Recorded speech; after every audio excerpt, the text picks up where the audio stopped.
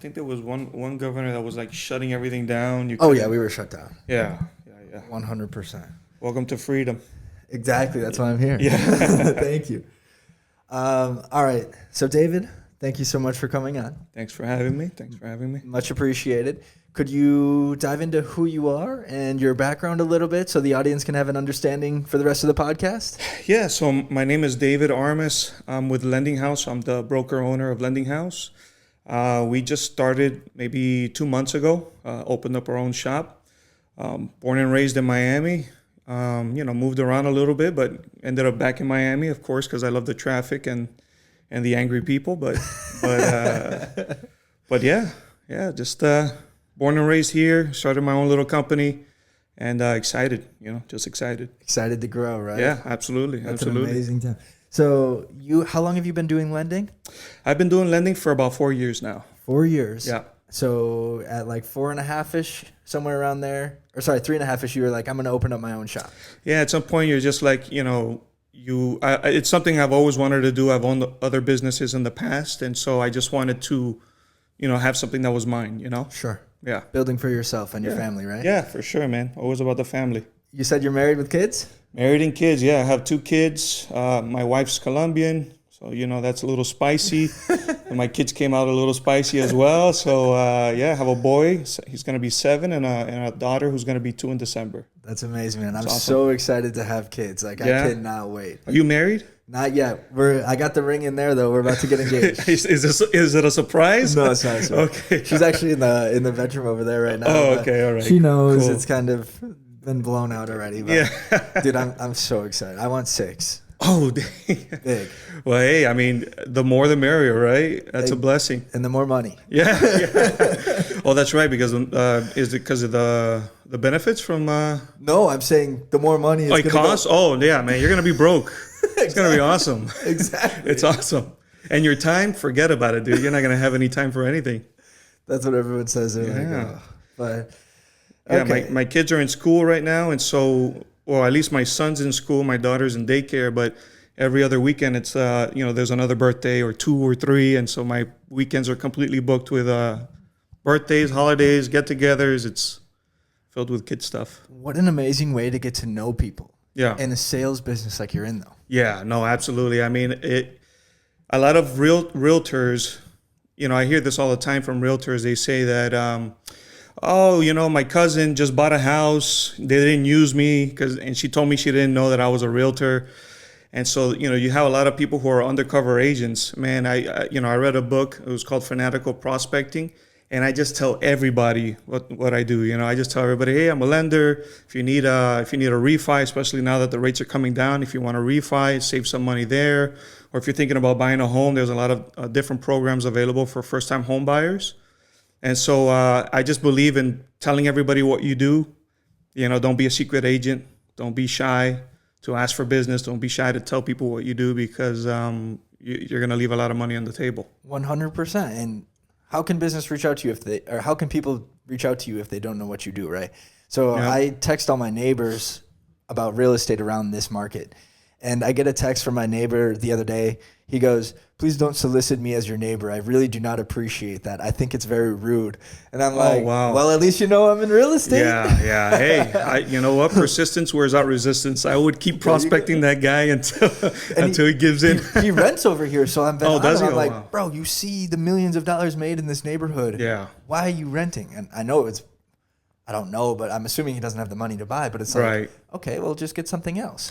Well, there's a lot of programs for first-time home buyers, like I said. So he should at least. I always tell people, when you apply with me, at the very least, if I can get you approved, awesome. But if I can't get you approved, at the very least, we'll know where you are, and we can come up with a game plan. In the next 6 months to a year, you can get ready to buy a home. It's crazy, those people that never reach out and get educated about or like set a plan. Yeah. Right? Like it's like, how have you not even tried to explore this? It drives me absolutely crazy. Well, a lot of people they just think they don't qualify, and so they don't even try. But they don't even know. But they don't even know. That's the thing. Like yeah. How can you even assume that without knowing or trying or reaching out? Or you'd be surprised how many people I talk to, and they're like, "Oh, I didn't know that I can get this program, or I didn't know that I could qualify for that much." And I'm like, hey, you guys are perfect. You guys are ready to go. Stop renting for $4,000 a month and buy something. Should have reached out 20 years ago. Yeah, should have reached out 5 years ago. I mean, when rates were 2%, 3%. Crazy. So I have a couple of commercial loans right now, and they're coming due, right? And it's a blessing in disguise. I don't know what to think of it, I guess, but rates are pretty high right now, but they're starting to come down, right. which is great. So I did a 90-day extension. I'm like, hey, I'm not refinancing this right now. I'm going to take this to a different bank if you make me pull this trigger. So they're like, okay, we'll give you a 90-day extension. I'm like, all right, that should give me 2 more drops. We should be good to go. Right. Well, it's an election year, so, everybody's scrambling and rates are going to come down a little bit. And, at least the Fed just came out recently talking about dropping the Fed rate down, 0.5%. So we're already trending that way. Now, the Fed doesn't affect mortgages directly. Correct. Indirectly, it does, but for commercial loans, it would. Sure. So that's a good thing for you.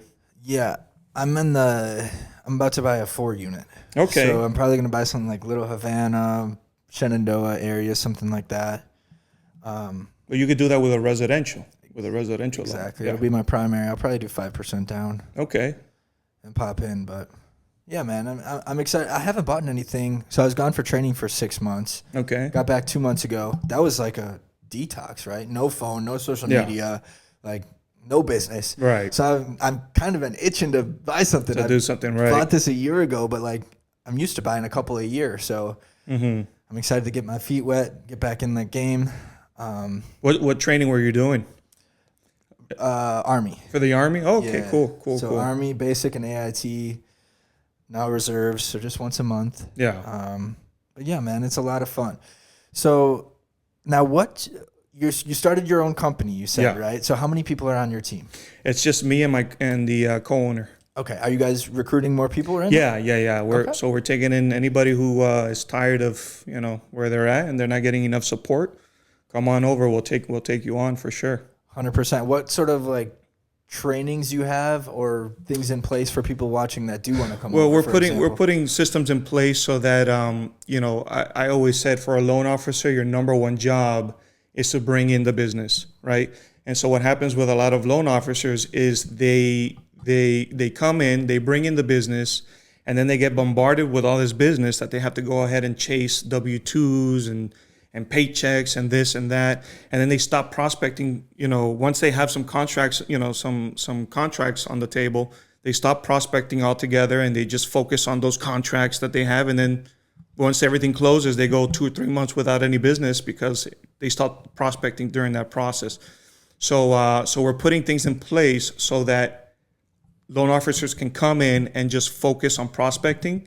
And then we'll have things in the background that they'll chase the W-2s for you, they'll chase pay stubs for you, they'll make sure the application's filled out, they'll communicate with the third-party processor to make sure everything goes smooth and we get you a clear to close. But you can do your job of going out there and continue to bring business in. Sure. So they're focused on the sales front-facing side. Right. That's the most important thing. Do you guys use like UWM, Rocket Mortgage? Yeah. We'll use UWM. We have a couple of different banks that we use as brokers. The benefit of working with a broker is that we can give you a lot of different options. If one bank denies you for some reason, maybe they saw something in your bank statements, or they saw something in the taxes, or whatever, and they deny you at one bank, we can always take it to a different bank, present it in a different way, and get you approved that way.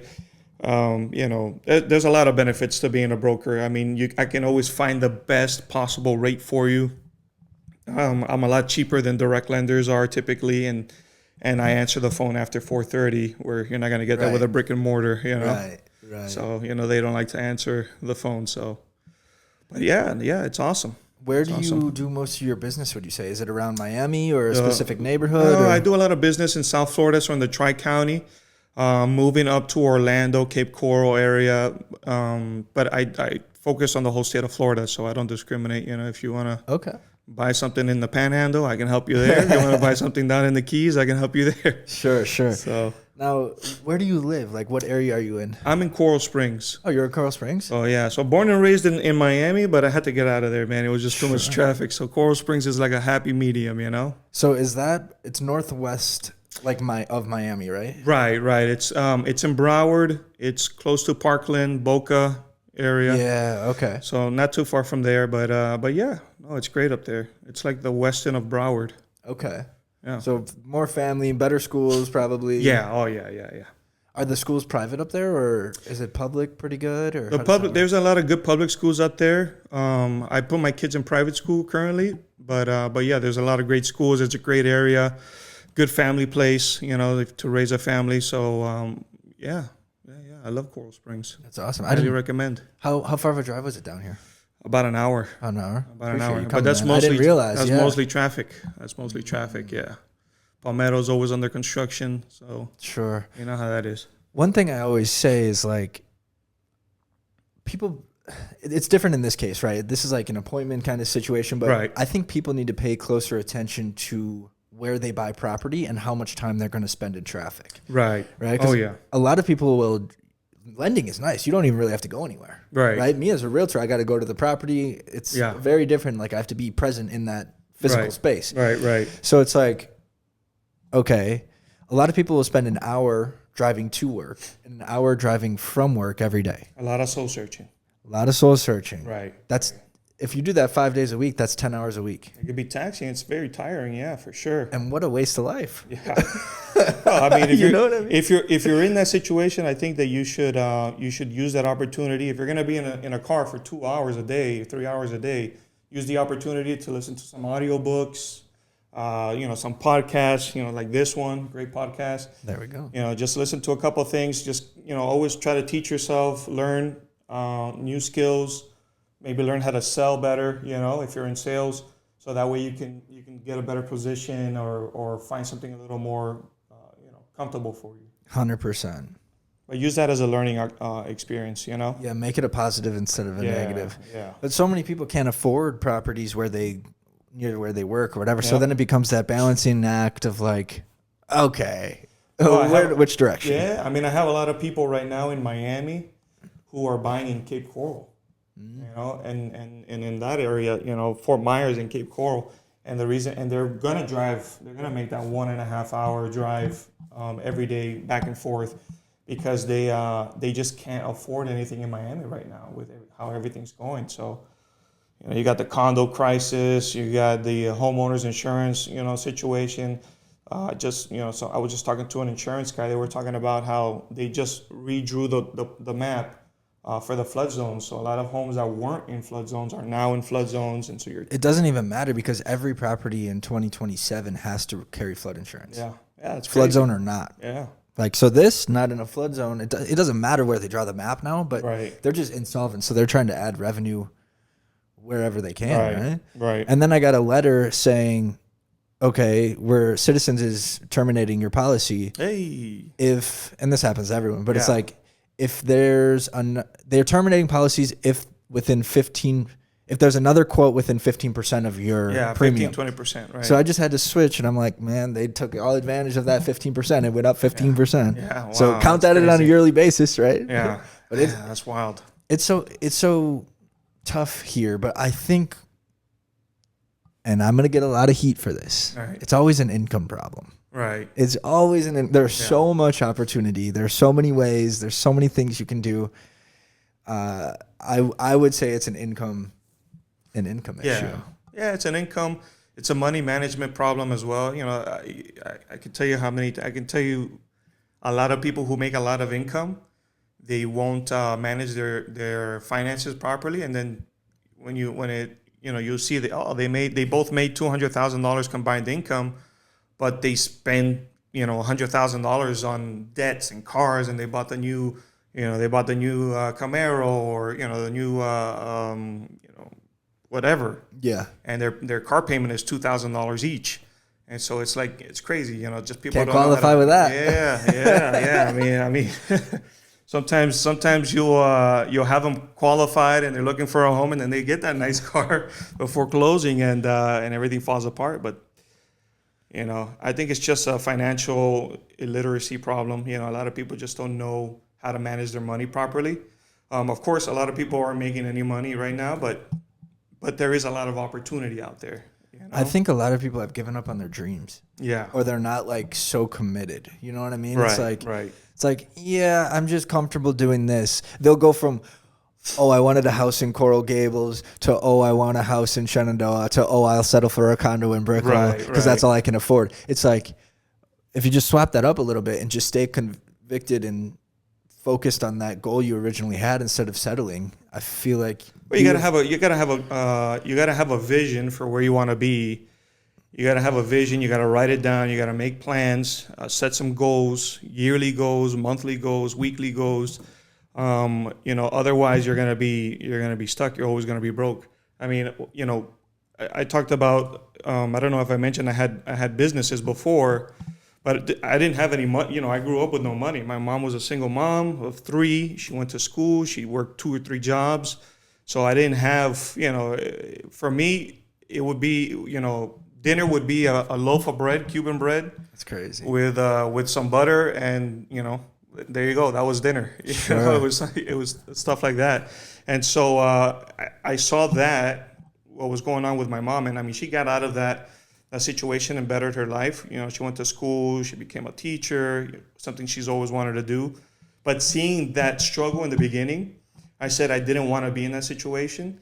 And so I saved up a little bit of money. I bought a bread route in Tampa, where it was a little more affordable for me. Luckily, I had some friends and family over there that could help me out a little bit. Trucking company, right? Yeah, so the bread route that I had was just, I had the rights to sell certain products in a certain route, right? So I had like Entenmann's, Thomas Bagels, and Arnold Bread. So you're literally driving a semi.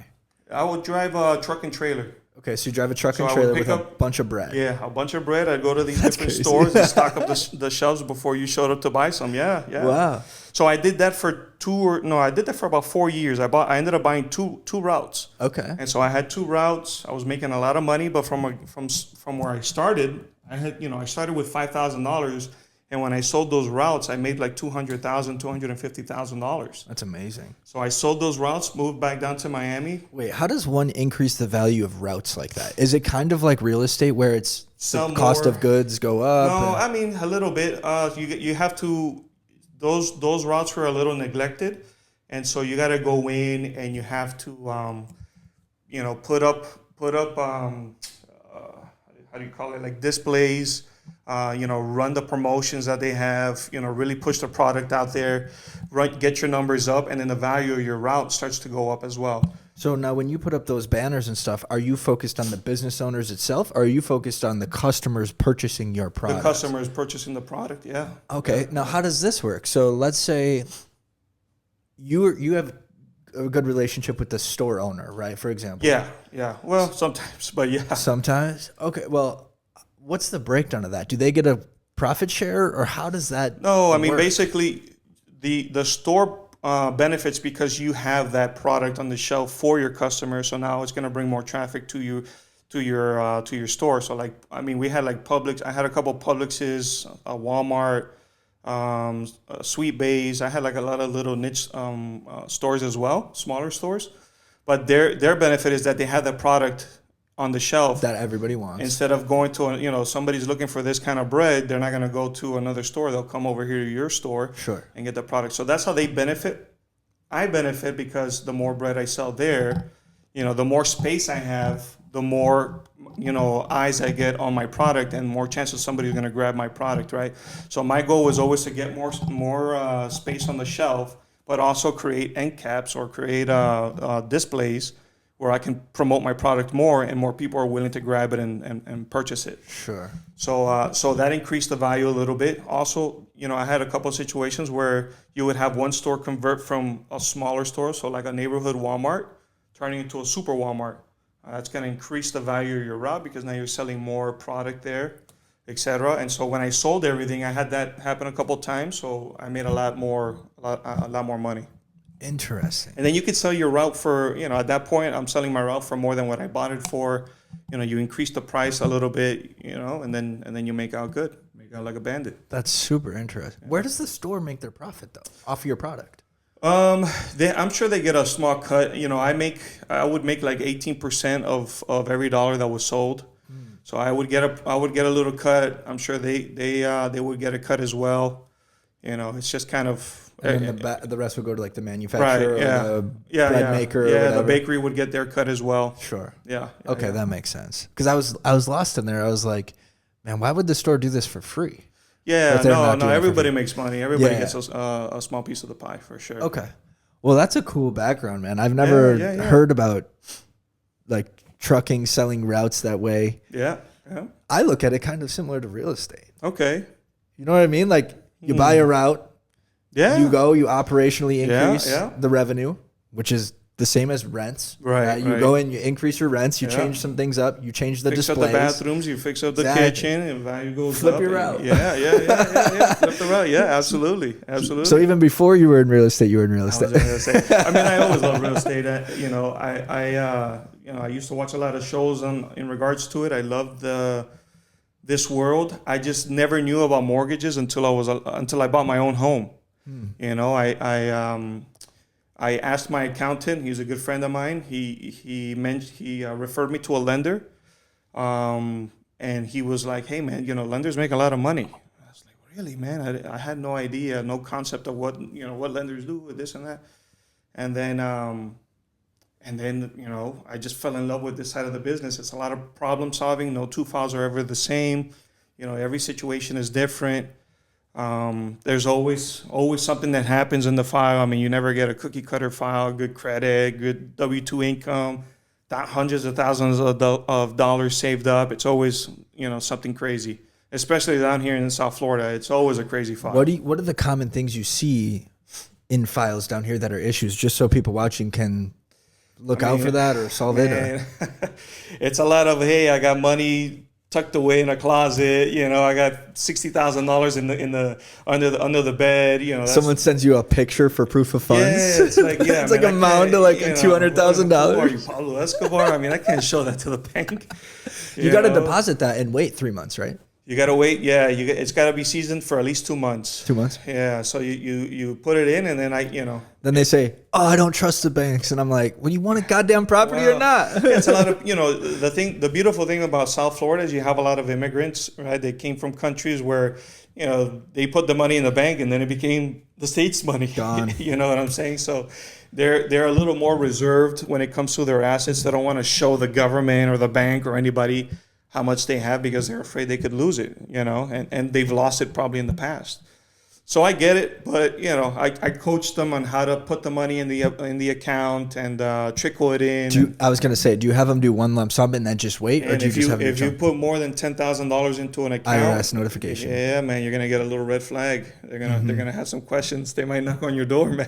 Mm-hmm. So trickle it in nice and slowly, and then once you have a certain amount in there, then we can work, on how to get the rest in there. So that takes such a long time, right? Because then it's like, okay, it takes how many months to trickle in 60,000? You're looking at 7 months, right? So then it's like, okay, 7 months, and then you have to wait an additional 2 to be seasoned. So then you're at. Is that how the seasoning works? Yeah. So what you don't want to get a bank statement and see that I had a $10,000 or $20,000 cash deposit, right? Because then they're going to ask about that deposit. Where did that money come from? It's a percentage of income. If it's over X percentage of income, you have to verify the deposit. Right. Yeah. I forget what that percentage is. It depends on if you're going FHA or you're going conventional or VA. So it all depends on the program that we're using. But I would say you put whatever money you're gonna put into the account, and then once I don't see those deposits in the bank statement, the seasoning. Then the seasoning starts. Right. Okay, so in theory that would be like a year-long process. It could take a minute. So a lot of people get deterred by that, and they're like, "Oh, well, I'm just not gonna buy." And it's like, well, what are you gonna do with that cash anyways? Are you gonna keep paying somebody's mortgage, man? Or are you gonna start building equity? Exactly. You're gonna start building equity. It's better to start the process. At the very least, like I always tell people, man, if I don't get you qualified, at the very least we can come up with a game plan, so that way you can buy your home, within the next 6 months to a year. 100%. I'm a big fan of cashless society. I know a lot of people are super against it. Like they trace and track everything we do, but if you don't have anything to hide, you don't have anything to hide. It doesn't matter. I mean, some people are just a little too much, man. Yeah. They're a little. I don't want to do the 23andMe because they're gonna get my DNA. I did that. I did. So I had a life insurance guy on life and health guy on, and I was talking about that. Right. And I was like, I really think they sell your data to the insurance companies, and because insurance is a risk assessment, right? So if they sell that, they say, okay, you have an increased chance of getting cancer. Your premium's going to be freaking skyrocketing. Right. But I'm a big fan. I did that, and thankfully, I'm not going to die. Yeah. Well, when you're shaped like a Greek goddess, you know, you're gonna be all right, man. Yeah. But yeah, I mean, the insurance's goal is not to pay you, right? So they don't want to pay you. I mean, they want to take on clients with the least amount of risk, and if you have a lot of risk, you're gonna pay a lot more money. So you know, let's dive into a really hot topic here. Go for it. So, I think everybody should do a 23andMe with their partner before they get married. Oh yeah, why? What are you giving your kids genetically? I mean, that's I don't know. You know what I mean? Like as far as like let's health? say, yeah, 100%, man. Like let's say your wife is super prone to cancer or something. So what are you gonna be? Hey, listen, it was fun. You're taking a 23andMe. It was fun while it lasted, but you're gonna get cancer. I don't know. Well, I think you do it early in the relationship. Right? Like, yeah, well, good luck convincing your girlfriend. She did. Yeah. 100%. You're a good salesperson, bro. Well, seriously, think about it, right? It's like, man, like I want to know who I'm sharing these genetics with. Right. I look at that as a year-long, a lifelong investment. Yeah. No, for sure. So then I'm like, okay, well, this is part me, part you. I need to know what these kids are going to be. Right. And like, I want to know if we have to look out for certain things. That'll change the approach. I mean, I think it's just nice. At the very least, it's nice to know what, I mean, a lot of people have, family members with Alzheimer's and dementia. Right here, you're looking at it. Yeah, all kinds of stuff, Parkinson's. Late onset Alzheimer's was the only thing that was on my report. Right. And my grandpa had it because I think it was self-induced from alcoholism. Okay. But so hopefully that I don't get that. But now, bro. But there's a gene there, right? There's a gene. So, but guess what I'm going to do now that I know that? Right. I'm going to go read books and do work, like all the shit that people that don't get off. Yeah. Like, you know what I mean? Yeah. So brain games. Your approach changes when you become, the unknown is a scary thing. Right. But then your approach changes when you find things out. Sometimes it's better not to know, man. See, I'm against it's better not to know, man. I think so. I was talking to a gentleman who's a good buddy. I've raised capital from him. We've partnered on some real estate deals, and he said this, and it really got me interested. He goes to do a checkup every 2 years for cancer, just any bad things, like a full body checkup, a scan, the whole thing. I think it was like $2,000 or $3,000 per time. He'll do it for him and his wife. Right. And he was telling me, he has a company in the healthcare industry. I forget what it was, but he was telling me majority of cancer, if caught at the right time, can be completely reversed, and the chances of dying and all these things are just eliminated. Right. But majority of the problem is people don't catch it right away. Right. And same with a lot of other sicknesses. So if you're preventative in certain ways, like he is by going to get that yearly inspection or whatever the case, you really like increase the life longevity, and it's a very interesting thing. And I've become obsessed with it. Yeah. You also want to know another thing too. This is interesting. Health. The resting heart rate has a direct correlation to life longevity. Okay. So there's a gentleman who did a documentary on Netflix called Blue Zones. Okay. Have you ever? I think I've heard of that. He lives in Miami Beach, and I met his daughter, and that's how I found out about him. I was like, wow, I met his daughter at Moxie's, and then she's telling me about this, and I'm like, damn, this is so cool. That's very cool. So I started watching it. So I want to live till I'm at least 100. I'm pushing for 120. Right. So if you reduce your resting heart rate by 10 beats per minute, that equates to 5.2, I think it is, million beats per year. Okay. I was like, God damn. Wow, that's pretty. So if you're at 65 and you drop down to 55, 55 is pretty darn. So how do you get it? How do you get it down? I mean, just cardio, exercise, yoga, all that meditation. Yeah. So that was something for sure. Interesting. No, that's interesting. That's very interesting. I mean, I never really. So I've lost a little bit of weight recently. I was addicted to a lot of sugar, right?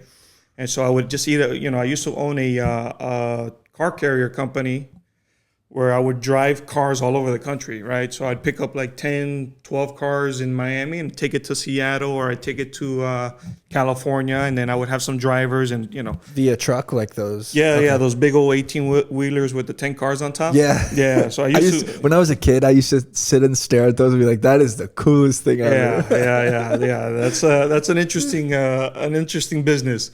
But when you're on the road all the time, you just eat a bunch of junk food. I mean, I'd buy bags of candy to try to stay awake, overnight and whatnot. And so I just picked up a lot of bad habits, and I gained a ton of weight. And then as of late, maybe for the last 2 or 3 months, I've just been doing carnivore. And so I've lost 50 pounds already. 50 pounds? Yeah, good on for carnivore, you, and it's going down. But holy shit! But I feel amazing on carnivore. So I've been watching what I eat. I've been taking care of myself in that way. But at the same time, I tend not. I don't like to worry too much about what you can't control. You can eat. I've met people who are in amazing shape and they've passed away.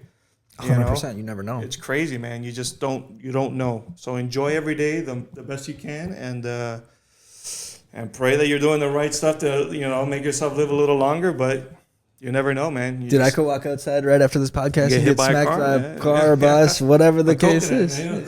Anything. Lightning. Yeah. Hey, you know what? I was just watching something the other day. There was a 17-year-old, 16-year-old kid. Me too. You saw it, right? Yeah. Yeah. That's crazy, man. I was like, God damn. It happens. You just never know.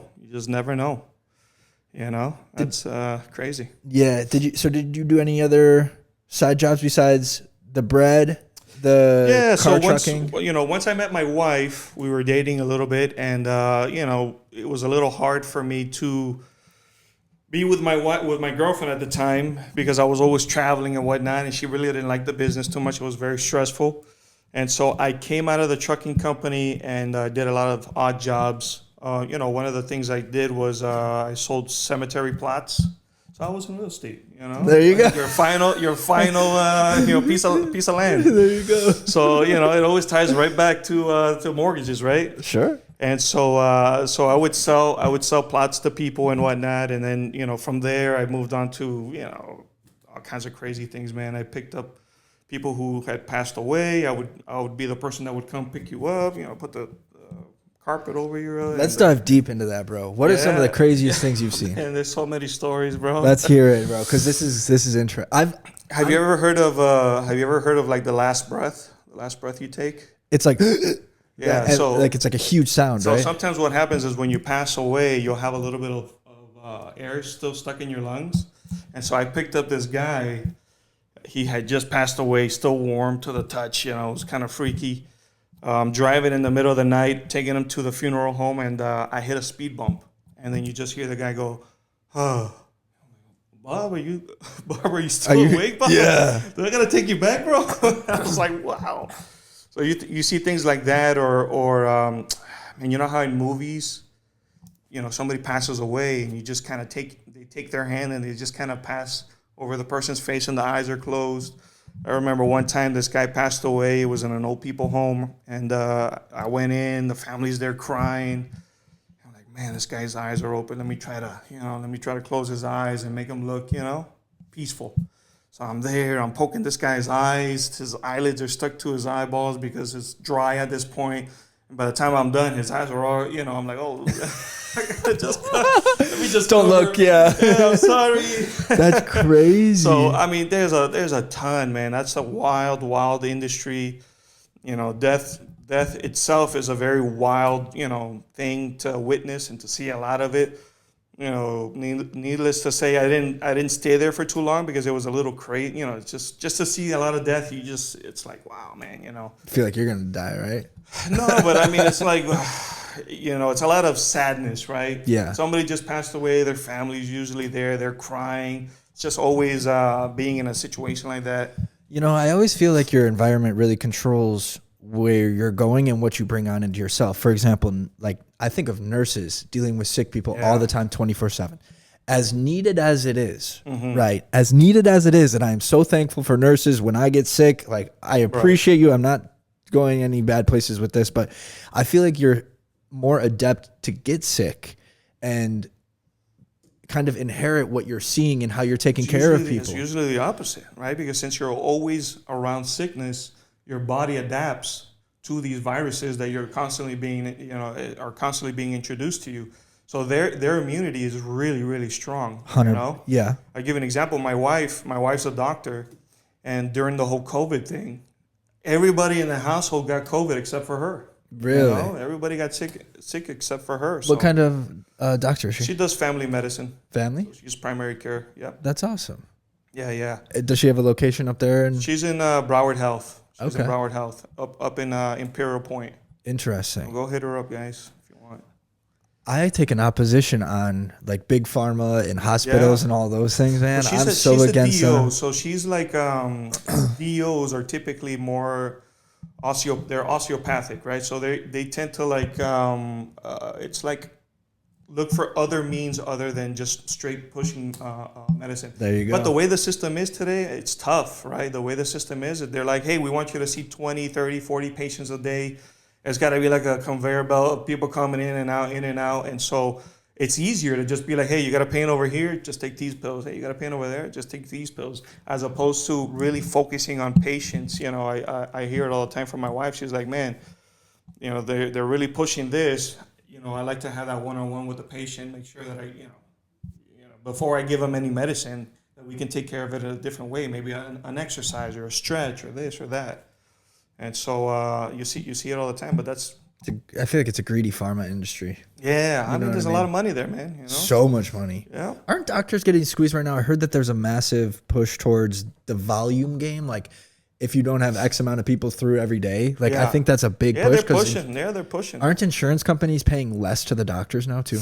I mean, I'm not too pervy on the whole industry as in regards to the finances, but I know that they are pushing to see more patients get a lot more in and out, and I'm like, man, that sucks. Yeah. Even for myself, just going to visit the doctor, they try to set me up for an appointment every 3 months, and I'm like, why? What? Oh, I'll see you in a year, man. I'll see you in a year. Or 10. Yeah, it's crazy, I don't want to see you every 3 months. 100%. And so, it's crazy. I don't get it. But doctors, not the doctor. I mean, my wife gets paid a set amount. She doesn't get any, it's crazy. She doesn't get any no benefit kickbacks. There's no kickbacks, no nothing like that. So it's like you're stuck seeing, And they're still pushing that like that? They push it, yeah, man. Wait. So there's no line up. Yeah. Like there's no correlation between pushing it and her income. They just want to make sure they hit their bottom line, right? They gotta hit their bottom line. But why wouldn't you think that they would incentivize? Man, that's let's make this make sense. Hey, man. Like talk about your 18 cents on the bread. Right. Yeah. I mean, for me, it makes sense to push more bread. 100%. All day. So if you're going to push something, why not incentivize? Yeah. No, they just want to. It's kind of like when you work at a, I worked at Quiznos when I was younger, right? I didn't get paid more if I sold more bread, or but they still wanted me to go out there and wave a sign or make more subs. They didn't care if they made more money. I didn't make any more money. I was just there hourly, So she gets paid a salary, and I tell her, hey, listen, your thing is from 9 to 5 or whatever your schedule is. Anything after that is extra. You don't get paid for that. So just you got to cut it right there. I mean, that's opposite us, right? Yeah, I get paid. Yeah, I only get paid if you eat what you kill. Exactly. And I love that. I feel like everybody should. But a lot of people like the comfort of having a guaranteed check. And so I get it. I get that comfort, but man, I couldn't do it. I love the opportunity to go out there and sell and make whatever I want to make. There's no limit. Yeah. You've been an entrepreneur your whole life, it sounds like, though. From trucking to bread and to now mortgages, cemetery. Man, I don't like to be in a situation where somebody tells me how to. If I gotta ask you to go use the restroom, I'm not a happy person. Exactly. A grown man asking another grown man to go use the restroom, that's. Hey, can I take 15 minutes to go? That's crazy, man. 100%. That's crazy to me. That's what the military felt like for me, man. Is we can't call it a bathroom. You have to call it a latrine. So it's like, hey, can I go use the latrine? Right. And it's like, oh my God, I'm back to asking again. Like, That's wild. Yeah, can you put your hand up to ask a question? Stand up, parade, rest. That's like, oh shit. No. My brother was in the army. He went to Germany for 3 years. Nice. Had a good time over there. Nice. It was awesome. But I always, I respect what you guys do. I mean, you guys put yourself on the line. I haven't done anything yet, so yeah, I know, I'm 42 alpha, bro. I just sit there and do desk work. I mean, listen, but they're gonna call you before they call me. That's true. So I'm grateful for that, man. I'm next. At least I'm before you. Yeah. You're before me. Before they call me, they'll call you. 100%. So I appreciate all everybody who puts themselves in that situation. That takes a lot. 100%. For sure. How'd you get into, you do a lot of investing? You buy a lot of investment properties and commercial properties? Yes. So I have 6 properties, this one down here, 5 in Wisconsin. Oh, no way. I'll never buy another single family home again in my life. No? And the reason being is when you rent out a single family home and it becomes a vacancy, you lose all your revenue. Oh, okay. Right. So it's a mitigation of risk the more units you have, because that translates to vacancy and you still have income coming in from the other units. Right. So that's kind of the stage I'm at. I love this house. If I ever want to sell this in 1031 exchange up to a bigger, nicer property, for example, then I would just do that with this money. Right. So I'm fully 100% committed to that kind of investment strategy now. What's the situation in Wisconsin? What kind of properties do you have up there? A 3-unit, a 2-unit, and then 3 single-family homes. Oh, no way. And that's when I was getting started. So I started buying when I was 21, 22. I'm 27 now, second generation. So got to curtail off my mom's success, right? It's like she taught me this, taught me that. It was that's a awesome. Very big blessing. Yeah, that's awesome. I mean, I pray that I get to do the same thing with my kids and teach them how to invest in investment properties and whatnot. Do you have properties as well? No, so we were about to start buying properties in Oklahoma when the pandemic happened.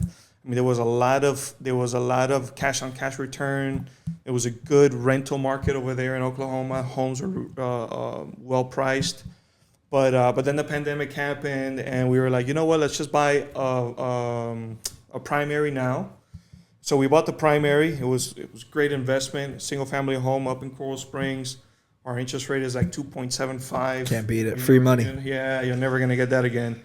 So we're like, all right, that's awesome. But now we started talking about buying more investment properties. You get so rich, it's not even funny. Yeah, but the thing is that right now it's not a you're not gonna get any return, monthly. You're not gonna receive that much rental income. You'll never get that in Miami. Yeah. You'll never get that in Miami because it's so competitive, and then you start looking at land value, right? Yeah. As development moves west from Brickell, for example. Right. I know you're up there, but here it's okay. You got Brickell, and then you have Little Havana, and there's pricing for land in there. Right. It becomes more of just a property that cash flows because the development has to go there. Right. It can't go to the ocean, and it can't go to the Everglades. Right. So it's you're going to pay a premium, but you have to go in there and operationally increase rents. Right. You got to kick out the tenants that have been there for 20 years. Yeah, man. You got to do it. Yeah, you have to do it. A lot of people don't have the heart to do it, but if you're going to be profitable, but that's the thing, it's hard to be profitable in that sense, right? So I always tell people, hey, man, if you can at least cover your nut, then awesome. You can pull the trigger on it. You'll make the money as rates come down, then you can refinance in the future and then maybe get some cash on cash return at that point. But right now it's not a cash on cash, type market. It's an appreciation. It's an appreciation market. See, if I had the properties if I had 5 properties equal to what you down have here up is what I have up there, right. I would be worth probably 10 times more. Yeah. You know what I mean? Yeah, just based sure. off of an appreciation standpoint. Right. Because the market up there is slower appreciation, still very great appreciation. Cash flow very, very well. Down here, not so much. But once you start owning properties for a long time, right, then the cash flow really starts coming like crazy. Yeah. Even if you put Section 8 in there, you get automatic rent increases every year. And then things start making more sense the longer you own it. So it's Right. It's all. Do you finance those properties up there? 100%. Yeah. I never pay off a property. Yeah. Hey, I mean, I've heard people. I mean, I always suggest using the bank's money to build wealth, but there's people. I have people who just buy cash. They buy the property cash, and That's crazy to me. I feel like they're looking. I feel like those people typically tend to be a little bit older, looking for a more safe, secure investment. Right. I think it kind of depends where you're at, but at the same time, I don't think they're very ambitious people. Right. Because if you're ambitious, you're leveraging. Yeah. Direct correlation to like portfolio size. Right. And leverage. Yeah. There's only so much you can buy with cash. You could buy, if you had $100,000, you could buy one property for $100,000 or 5 properties, putting 20% down on each property. Exactly. So you build equity, principal pay down, tax benefits. You have, if you're lucky, you have some cash on cash returns some rental income every month.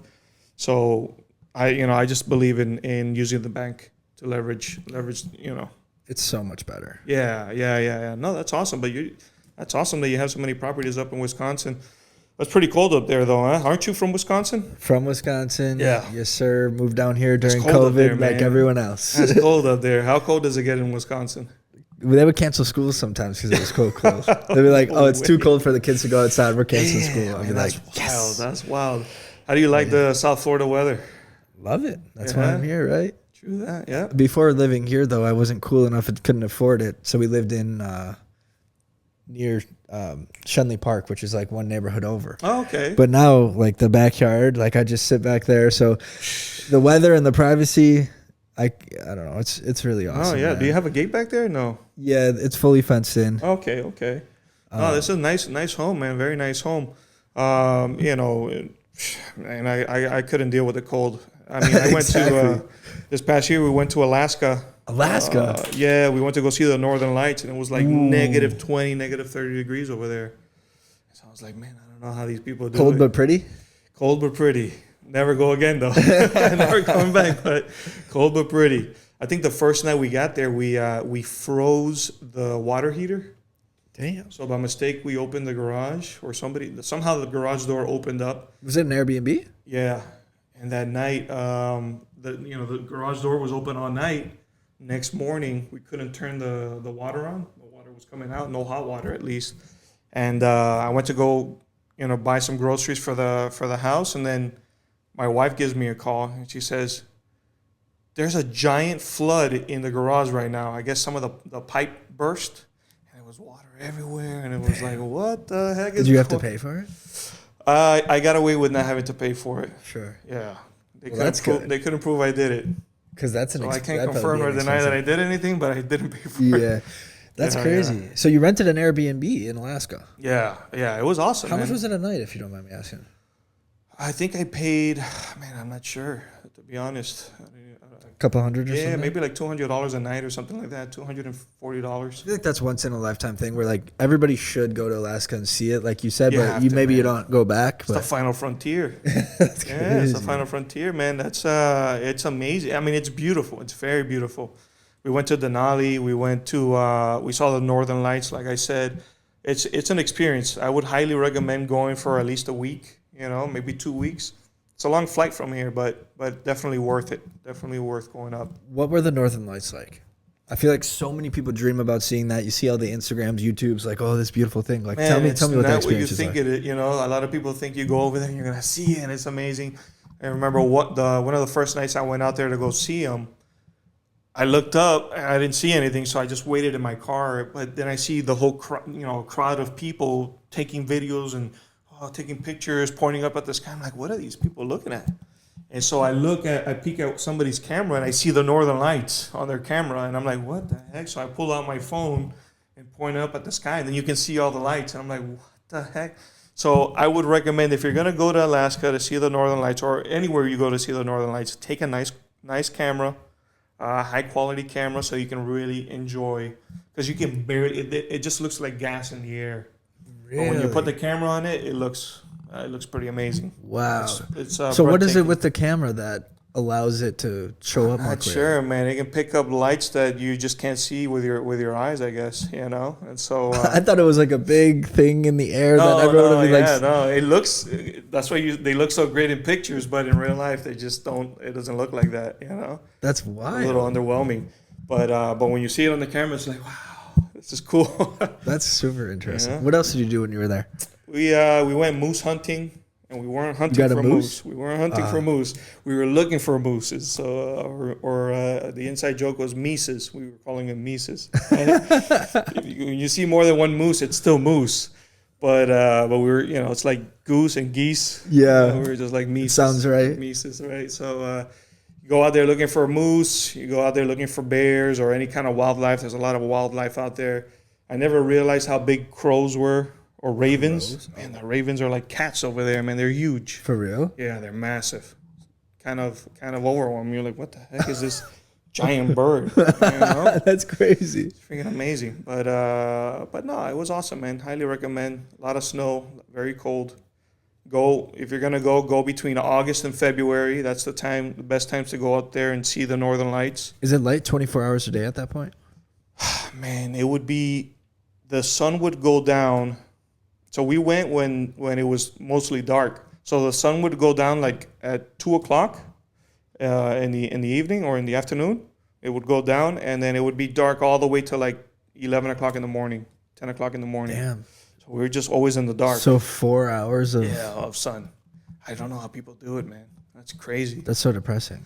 And then I think it flips. At some point it flips, and then it's more day than it is night. Yeah. So you need the blackout curtains and whatnot. My buddy down here, his name's Chris Scott. He's actually from Alaska. Oh, is he? Yeah, and like we're pretty close friends, and he always comes over here and stuff. But I should kind of sit down with him and talk to him about that. I mean, listen, that's like a wild difference, right? You got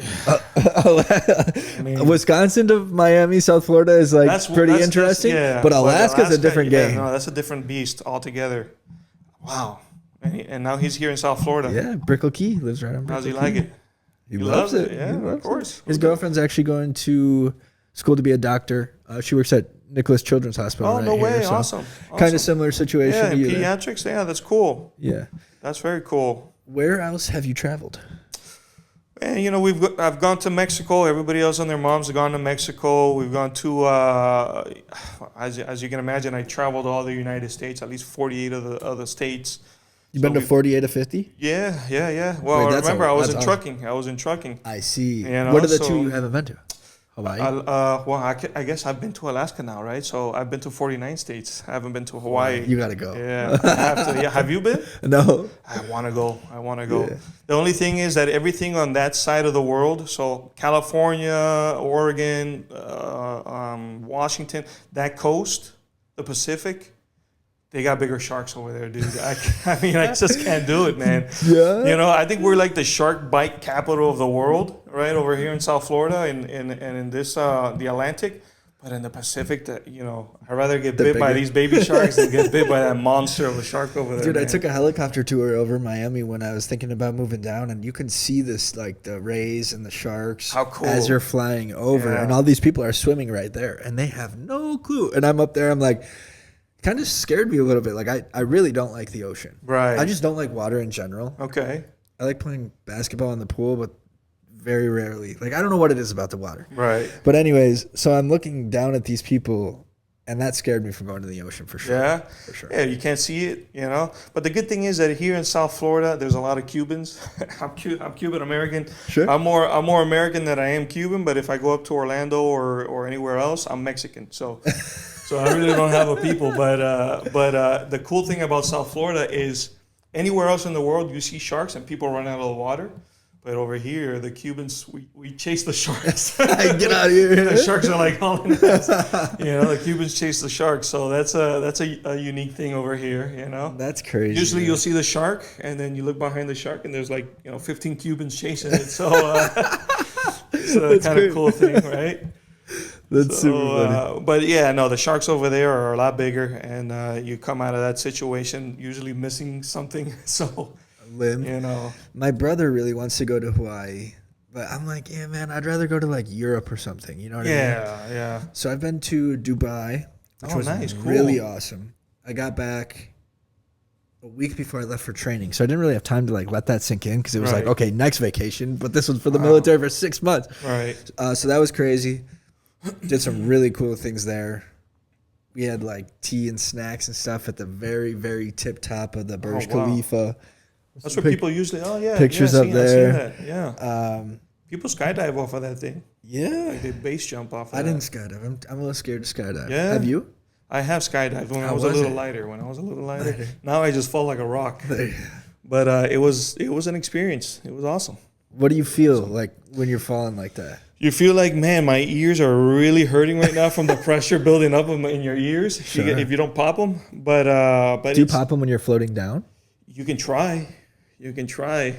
I tried as much as I could. Work. It wasn't working. Interesting. So I was in a lot of pain all the way down, but it's beautiful. I mean, you get to see. We did it by the Space Center.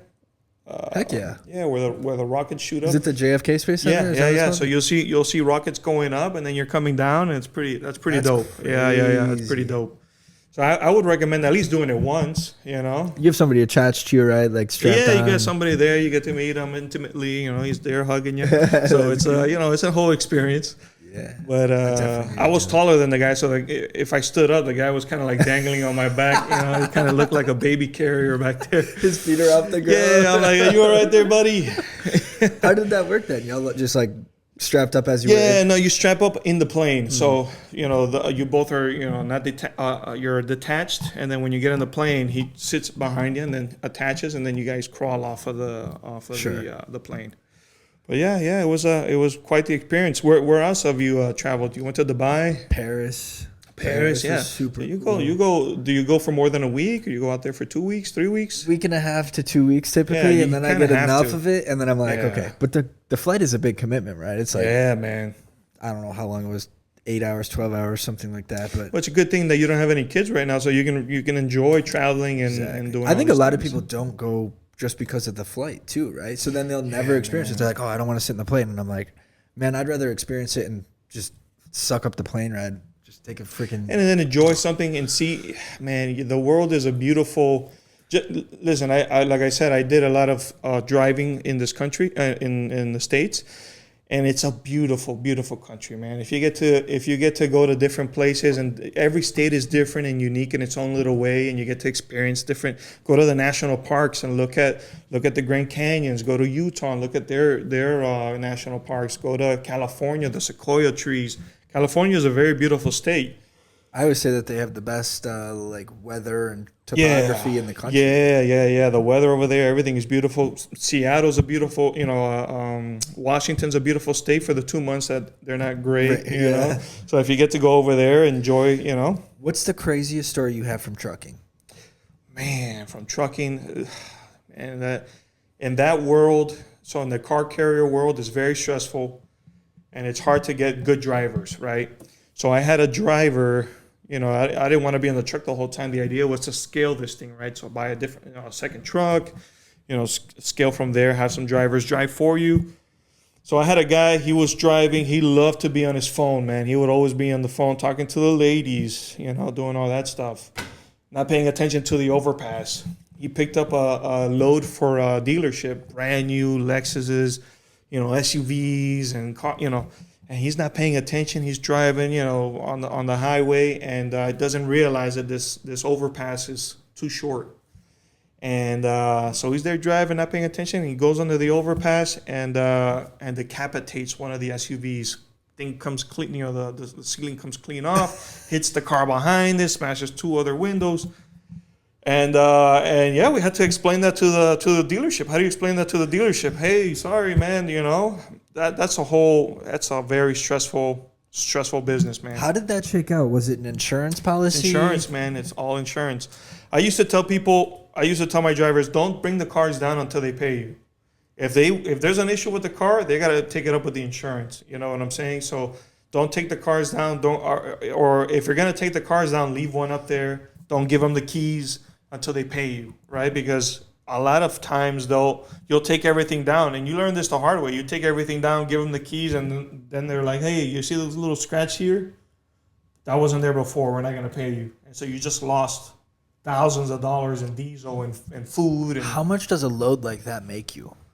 From Miami to Seattle, you could make maybe $12,000, $13,000, $14,000. That's across country. That's just the going. farthest. Yeah. So going from Miami to Seattle, you can make like $14,000. Then coming back, you'll make like half. And what is the expenses that goes into that trip coming back, everything that you made there went towards diesel.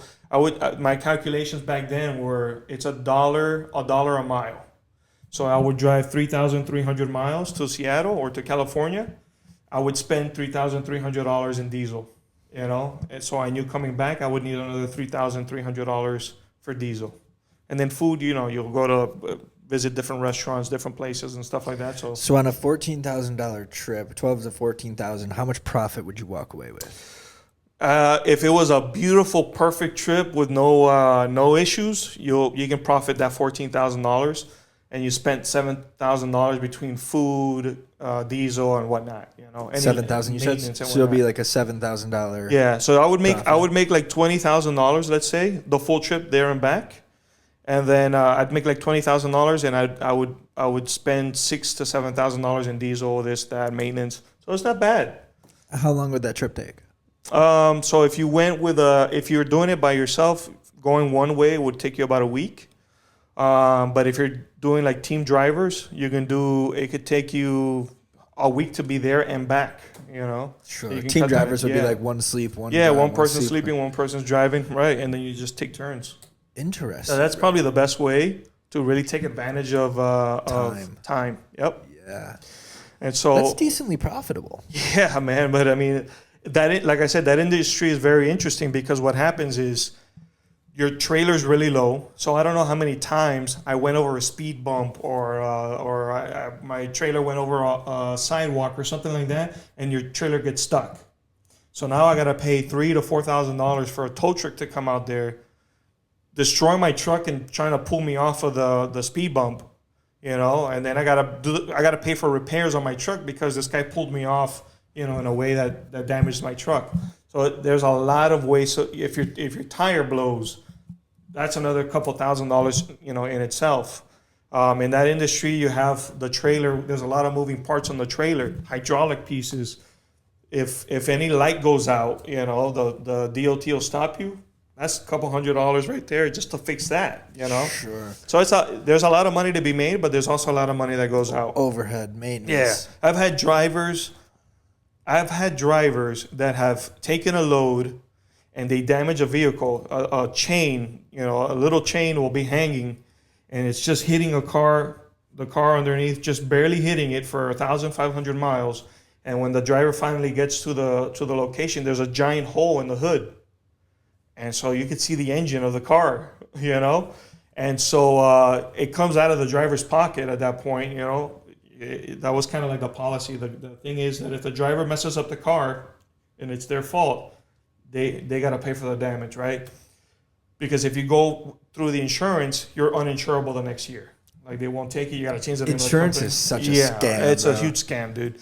So I've had drivers leave trucks in states and just take a flight back home and say, hey, screw it, come get your truck. And you have to fly out there, finish the load, pick up the truck. You personally? Yeah. Wait. So you had a driver drive across country. And then they're like, screw this. I'm out of here. Leave the truck there, leave the keys. What? Yeah, unattended, yep. And then just, leave your because they didn't want to pay for the damages that they're they like, caused. Hey, screw it. And then it comes out of your pocket. Yeah. So that's just part of being a business owner. Yeah. Like I take the L at that point. Yeah. So the buck stops with you, right? Yeah. Wow. So it's not if I were to do it all over again, I would be on the broker side, I'd be the guy who finds the load and puts it online so a driver can go take it. That way I can be home, I can stay home, and there's a lot more plus side there for me. You know what I'm saying? I can ship more cars than just 10 cars at a time. What is the benefit to that monetarily? Is there a lot of money in the brokerage side? Yeah, I mean, it's kind of like you're in sales at that point, right? So what you're doing is you're buying leads. So somebody will go online, they'll fill out a form because they're interested in shipping their car from Wisconsin down to Miami. They're moving down here. They want to ship their car from here to there or from Miami up there, and so they'll fill out a form online. Then that company who's getting that data is going to sell different brokerages those leads for a certain price, and everybody will hit you up, You know, everybody will cold call you to try to get that business. They'll try to lowball, you know, try to work out a price. And then once I get that contract, let's say you want to ship your car, it's going to cost you $1,000. You know, I tell you, hey, it's $1,000 to move it from here to here. I'll post it now on a website where truckers can find that load. And I'll tell them, hey, I'll give you $800 to take it from Miami to Wisconsin. And you keep that $200. And I keep the $200. And I didn't do anything. I didn't have to move a car, pick up a car, ship a car. I didn't lose any, you know, I wasn't on the road at any point. And I can do that multiple times. I can do 30 cars a week, you know, 50 cars. I can pay people to and pay them $100. And then now I'm only making $100 a car, but I didn't do anything. You know what I'm saying? It's more scalable. Yeah. Where the trucking company is a little more hectic. There's a lot more regulations, a lot of things that you have to be careful for, right? So like, you know, like I said, the overpass, you got to be careful with dips. You got to constantly be doing maintenance on your truck. You know, if you're going up and down mountains, it's very possible. I mean, I've had situations where the brakes have gone out. I was gonna say, and I'm going downhill, you know, and my brakes give out, and I luckily it was in a construction zone, so I picked up enough cones to slow me down, and I had my driver jump out of the truck and put a piece of plank, you know, a piece of wood to stop my truck completely. Otherwise, I was gonna fall off a cliff in California. So it's that's crazy. It's very stressful, man. So they have those little things that are meant for brakes going out. If you're Yeah. Have you ever had to use one of those? I've seen trucks, you know, drive into one of those things because they lose. You can't go. Why do the brakes fail? Like you would think in 2024. Man, you'd be surprised. I mean, really? If you don't know that you're supposed to go like 20 to 25 miles an hour going down those mountains, and for whatever reason you fall asleep, and once your truck starts going a certain speed, you pick up a certain speed, and you have all that weight, your brakes aren't going to stop that truck, dude. That's crazy. And so you're just going to gain more speed. You got to just, you know, take the L. That's take crazy. the L, bro. Yeah. I remember that there was one trucker that had that issue, and then I think he was put on trial or something, and there was a big revolt within the trucking industry. Do you remember that? Or no? I don't. Oh, okay. But I mean, I can imagine. All the truckers were going crazy. They were like, he shouldn't be at fault, but then people said he should. I can imagine the feeling of driving that big of a thing. Yeah. Being that dangerous to other people. Like, you could crunch a car. I mean, yeah, dude, that like can be devastating. Death. Yeah. Womp. Oh, I always tell people it's kind of like owning a you know, a gun. You know, you're responsible for every bullet that leaves that chamber, right? If it could be a mass shooting right now, you know, and you go to shoot the guy, but you shoot somebody else and the bullet hits somebody else, you're at fault. That's true. It's on you. That's a good way to put it. And so it's the same concept with driving a truck. You have a huge responsibility to drive that the safest way possible. And there's always people around you. You have to be careful. You just can't, you know. I always tell people you have to drive. Like you can't be too cocky when you're driving. You know? You can't have that much confidence. You have to always be wary and on top of it. How is it dealing with cars cutting you off and all of those things? I mean, like, have you had any road rage instances or whatever? Of course. And in Miami, they're always trying to jump in front of you, right? Man, get that insurance check. I mean, it happens all the time in that world. You know, you just got to drive like an old man. You got to drive like a slow, you know, very slow, under the speed limit, careful, you know. Because whenever I'm behind a semi, I'm like, man, I can't see around you. I have to get in front of you. So I'm one of those asshole drivers to you guys because, like, I feel very uncomfortable if I can't see around me. No, man, do it. Get in front of me, man. I'd rather you get in front of me than somewhere I can't see you, you know. Just don't cut off the truck, you know, because they can't brake fast enough. They have too much weight. Yeah. You know, so they can't brake fast enough. And dude, if they hit you, you're gonna get pancaked. Exactly. You know? I mean, I'm always whenever I'm driving and I'm coming up against some traffic on a highway or anywhere, I always look back because I don't want a semi truck to be behind me. That guy's not paying attention, and then I'm crushed. Exactly. You know, and you got to take care of your family. You know, why do you think the trucking industry right now is so I guess, desired to be in? Like, I think in the entrepreneurship world, everybody's like, go start a towing business or a trucking business. Well, there's a freedom out there. You know, when you are doing trucking, there's something about being out on the open road. You're on your own, you know, your own time frame. Like nobody's telling you what to do. You get to see all these beautiful places. So there's something freeing about being out in the open road like that. You know, sometimes I miss it. Sometimes I'm like, man, I miss that aspect of just being able to travel from here to wherever and see all these different places and try all these different meals. And like Louisiana has the whole Cajun thing, and you can go to Alabama and eat the best frog legs you'll ever have there. Or, you know, California has their thing and the best taco buses you can ever find in Texas and Arizona. And so it's just amazing to be able to have that experience, you know, travel everywhere and just meet all these different people and whatnot. Being in the car carrier business, I always had like a fake tag in my truck that I would slap onto a car and just drive that car, you know, go visit places, go to downtown, go to the movies, you know, just meet people, make friends. So there's something nice about that aspect of driving. And there's a lot of money there, you know, outside of the car carrier thing where there's always something that can happen. It's very stressful. You know, flatbeds have a lot of money you can make, or dry freight. There's a lot of money, or refrigerated freight. There's a lot of money that could be made there. And you get the freedom of just not having somebody on top of you the whole time, being, you know, the mundane in front of your computer all day. Yeah. You know, there's something freeing about that. That's interesting. Yeah. So it can be, there's money there, even though I think. So what you're saying is old people that are retired that don't have anything to do and want to travel and make money while doing it should go Man, you don't know how many couples I've met like that. For real? Yeah, there's a ton of them. Retired couples who just want to travel the United States. So they'll go ahead and take these loads all over the country. And then when they're in a different state, they'll just enjoy, you know, they'll go to a national park and just enjoy. Go like, where do you park a semi if you want to go? You can go to like, you know, those rest areas. You can go to, there's a bunch of, I mean, a lot of people don't realize there's a lot of truck stops everywhere. So you can stop at a TA. So how that would look is you would probably go stop there, park there. Nowadays, you can pull up an Uber, right?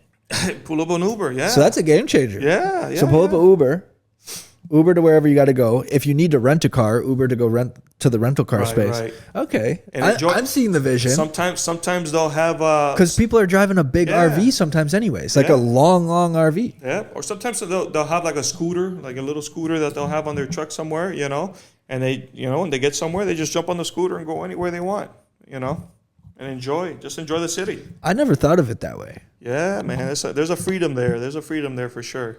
And you're making money at the same time. Exactly. So you're making a living and you're traveling. I mean, you can't really go wrong there. That's very interesting. Yeah. What do you think about the electric trucks that Elon is going to come out with? That stuff is scary, bro. That's pretty scary stuff. I think I saw a video yesterday, funny enough, of a guy, a truck driver who gets out of the bed, out of his cabin, and he just turns the camera around and there's nobody driving the truck. He's on the highway and it's driving itself. And I'm like, wow, man, oof. It should really help with maintenance, though, right?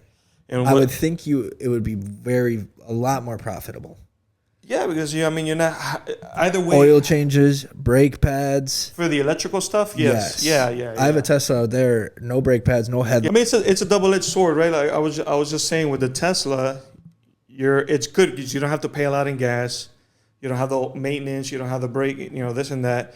But at the same time, you have to know where these locations are for gas, or not for gas, for electric. Now there's a lot more spots for it, but you have to kind of keep that math. You know, if you have like a 4-hour drive or an 8-hour drive or whatever, you have to take into account that every time you put power in the car, that's going to take you a few minutes, you know, maybe 20, 30 minutes. I'm not sure how long that takes anymore. It takes me 30 minutes at a supercharger, so I would assume these trucks will probably be a couple of hours. Yeah, oh yeah, man, for sure. So you have to take that into account. It may work out great for truck drivers because you got to stop anyways and rest. You know, if they could figure out that time frame, because it's right, like 8 hours consistently you could do, and then you have to stop or something. Then you have to stop. No matter where you're at, you got to stop. 8 hours? So you got to, So it's, how do people typically do that? It's 8 hours, sleep 8 hours? Man, when I used to do it, it was logged in on a piece of paper, right? You could fudge it. So I could fudge it all the time, yeah. Now it's electronic. So I don't know how they do it, man. But you have to, after 8 hours, you only have 8 hours of drive time, and you got to get 8 hours of sleep, and then you can drive again, you know? But there's 24 hours a day. No, yeah. I mean, 8 hours sleep, 8 hours drive, 8 hours sleep, 8 hours drive. I mean, you can only drive for 8 hours, though. You can't pass that. Yeah, that's interesting Yeah, because that's only 16 hours. So then Yeah. you still have 8 that you're, sitting around doing nothing? Right. Exploring? Yeah. That's where you would Yeah, get the... yeah. Or sleeping. I mean, you got to get some sleep in, at that point as well. You No, can but you see explore. what, so there's 24 hours in a day, Yeah. though, right? So you drive for 8, Yep. sleep for 8. Yep. You That's have to 16 hours. yeah, you have to rest for the 8 hours, right? You can drive for 8 hours, and then you have to rest, your mandatory rest, and then you can get back out on the road. Oh, I see what you're saying. You know what I'm saying? Yeah, there's no 24 hours. Yeah, you can't go 24 hours straight driving. Yeah. I mean, some people back in the day used to do it, man. They'd get all hopped up on all kinds of stuff and just drive for 4 days straight. But you can't. That's you can't insane. do that anymore, man. That's wild. You gotta stop. You gotta rest. Okay, so I'm excited for the Tesla trucks to come out. I do think a lot of truck drivers are going to lose their jobs, though. You think so? You think so? Because you still have to. Somebody still has to drive it. Like somebody still has to be in the cab. Sure. It'll never be a situation where you can just hands free. You know what I'm saying? And nobody drives. There has to be a person in the truck because there's lives at stake there. 100%. If it was like Amazon with a little robot to come and deliver your package, I can see that. You know, a lot of delivery drivers will lose their jobs because like little vans you or just something. have a little robot come and drop off or a drone drop off. But then that also creates opportunity, right? Because somebody's driving that robot, somebody's driving that or monitoring that drone. So Sure. It takes one job away, creates a new job. You know, it's a good way to look at it.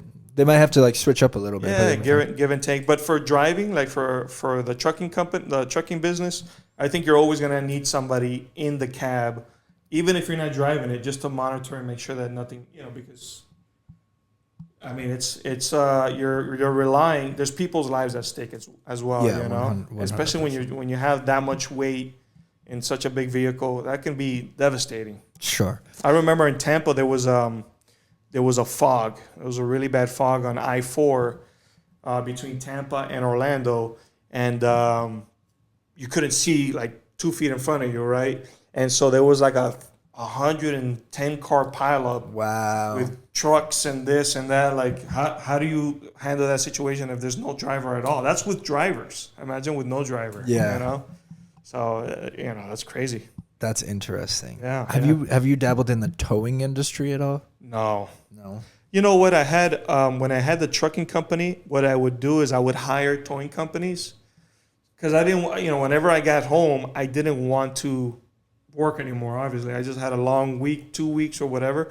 So what I would do is I would hire these towing companies. I would drop these cars off at a yard, and then I would have the towing companies come pick up the cars and then deliver it to the people's homes, and then that's how I would we'd have this whole symbiotic relationship with these towing companies. Interesting. Yeah. Okay. I'm all about building systems, man. If I can make it easier, and turn more cars or turn more, in this case, loans. If I can make it easier for a loan officer to go out there, bring in more business, and they don't have to worry about all the minutia, then you're gonna make more money. 100%. You'll make more money.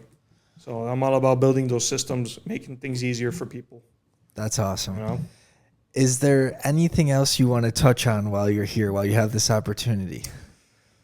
Let's say there's 6,000 realtors ready to hear some good shit from you. Man. I think we've talked about a lot of amazing things. Hit me up. Put me in, coach. Hey, listen, I'm a lender like any other lender. We're a dime a dozen out there. Where we stand out is, you're gonna get that personal touch from us. I always tell people, work with people you like. There's a lot of people out there that are just trash people. On both ends, the realtors or loan officers. Work with people that you like. If you can drive with the person, then you'll enjoy this business a lot more. If you don't like each other, if somebody's being a douche on one side or on the other, you don't want to work with that person, then don't work with them.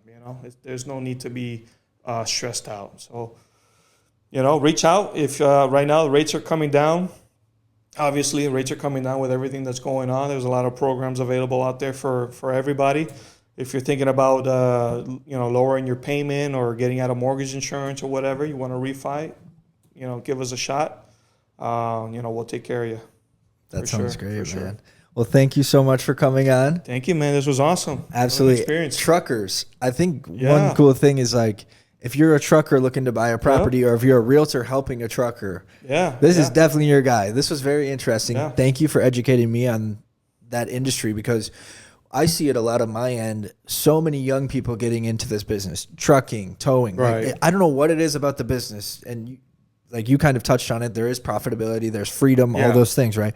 But I see so many young people like, hey, I want to do trucking, or big trucking events on like how to start a trucking business.